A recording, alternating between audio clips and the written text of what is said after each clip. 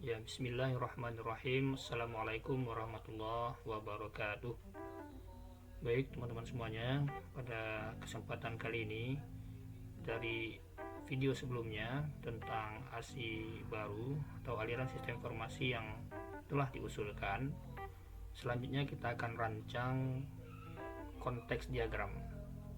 Nah, konteks diagram itu berguna untuk melihat data yang masuk ke dalam sistem dan juga data yang dikeluarkan oleh sistem.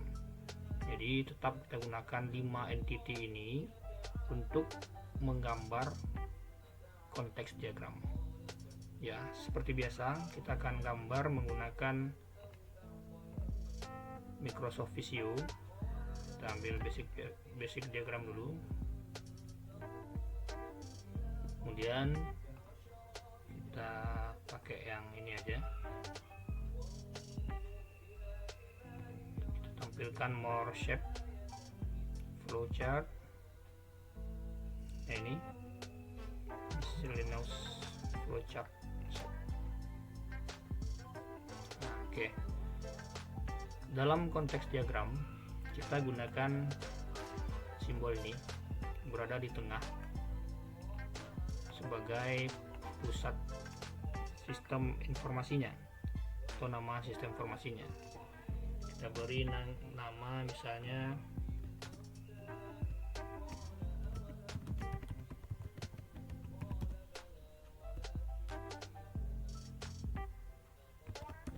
servis kendaraan pada bengkel Hasan.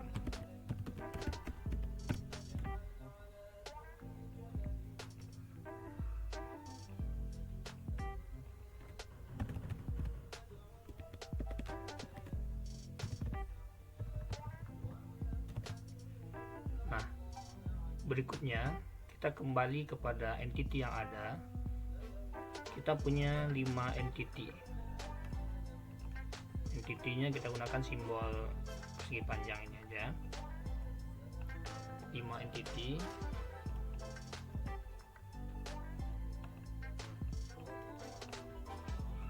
Kita duplikat saja. 2, 3, 4, 5. 1, 2, 3, 4, 5. Oke, kita atur. Kita isi entity yang pertama itu pelanggan. Kemudian ada di sini resepsionis.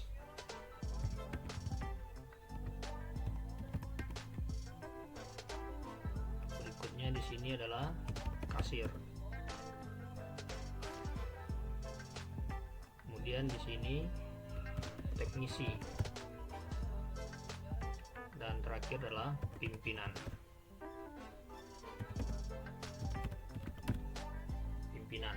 Oke.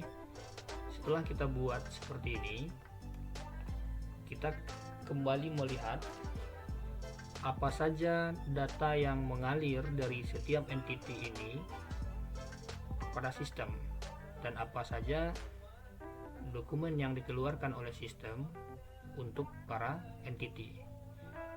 Nah, di sini kita mulai dari resepsionis, karena resepsionis ini datang pelanggan datang ke bengkel dan data pelanggan itu dimasukkan oleh resepsionis ke dalam sistem. Seperti yang kita lihat di hasil lamanya, ini pelanggan datang memberikan data kepada sistem. Ini. Nah, ini diproses secara komputerisasi oleh sistem. Nah, jadi pada konteks diagram itu menggunakan konektor masuk dulu. Jadi entry dulu. Dimasukkan dulu data oleh resepsionis ke dalam sistem. Panahnya dari resepsionis ke sistem. Keterangannya apa? Jadi keterangannya yang dimasukkan adalah entry data pelanggan. Kemudian juga di entry data kendaraannya.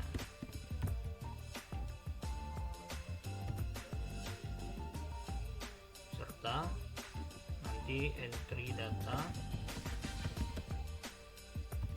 konfirmasi ya. Konfirmasi pelanggan itu. Konfirmasi pelanggan dalam perbaikan dan pergantian spare part. Jadi inilah data yang akan dientrikan dari resepsionis ke dalam sistem. Aliran data yang keluar dari sistem berdasarkan yang dientrikan ini juga kita buatkan. Jadi dari sistem akan menghasilkan data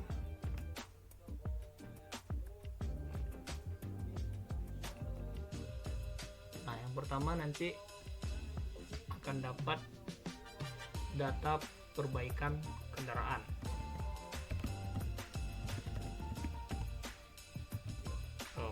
Mungkin data pelanggan dulu, data pelanggan dan kendaraan,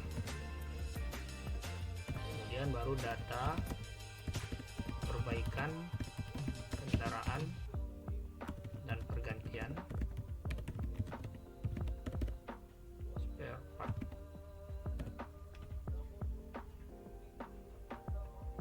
Lebih tepatnya laporannya, laporan data pelanggan dan laporan data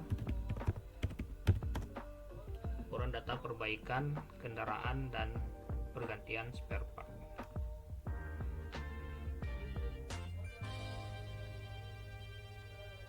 Jadi ini data yang akan diberikan oleh sistem kepada resepsionis. Kemudian kita lanjut. Setelah dilakukan data seperti ini yang dimasukkan ke sistem, ini yang dikeluarkan oleh sistem. Sekarang kita masuk ke entity teknisi. Nah, teknisi di sini berdasarkan data yang sudah dimasukkan oleh resepsionis tadi, dia mendapat satu lembaran yang dicetak oleh resepsionis yang memberikan kepada teknisi ini berupa data perbaikan kendaraan dan pergantian spare part.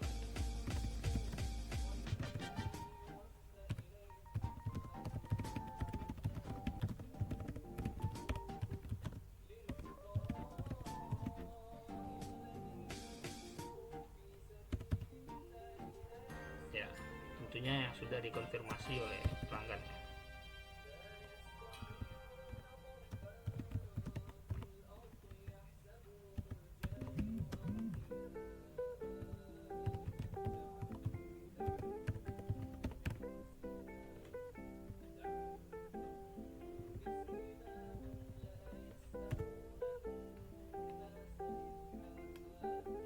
Oke, jadi disinilah teknisi melakukan perbaikan berdasarkan data perbaikan kendaraan yang sudah dikonfirmasi oleh pelanggan.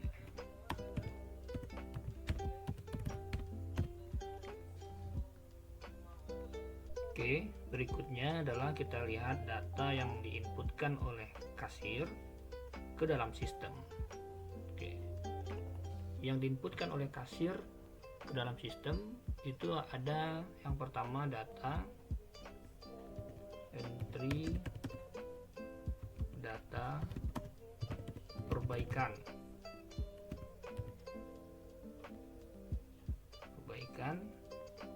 dan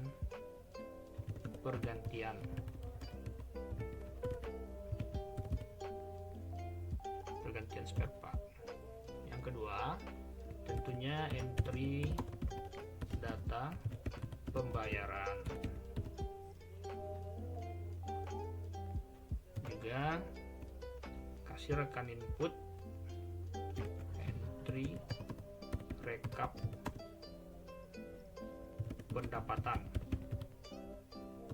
harian,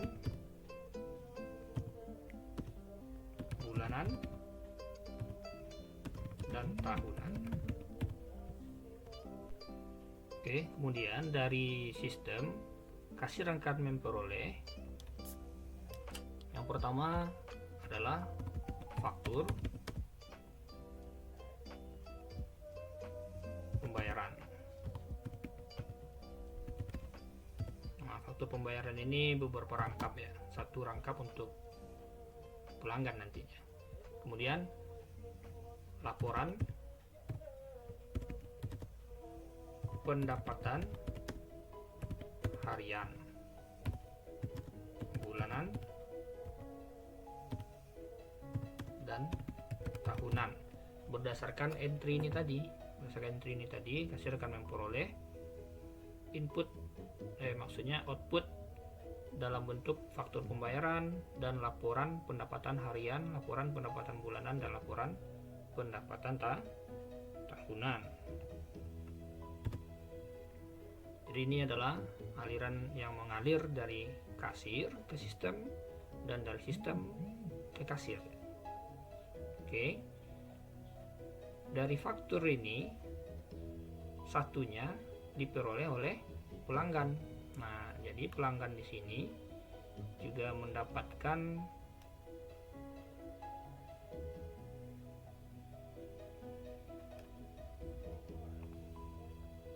faktur pembayaran.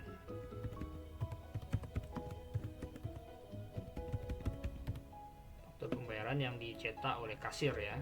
Jadi pelanggan di sini hanya memperoleh output dari sistem tanpa ada input. Jadi tanpa ada data yang masuk ke sistem dari pelanggan gitu.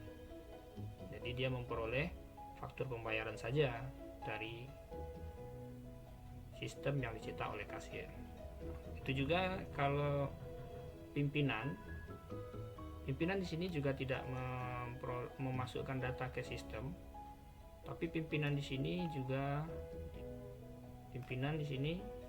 hanya memperoleh laporan dari sistem. Yang diperoleh pimpinan yang pertama adalah laporan pendapatan per hari,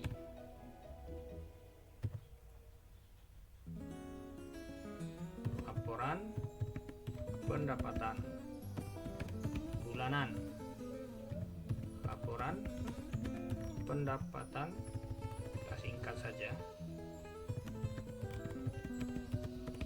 tahunan, serta dari rekap resepsionis tadi laporan data pelanggan.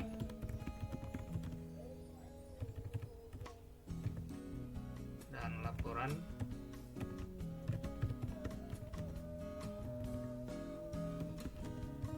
perbaikan dan pergantian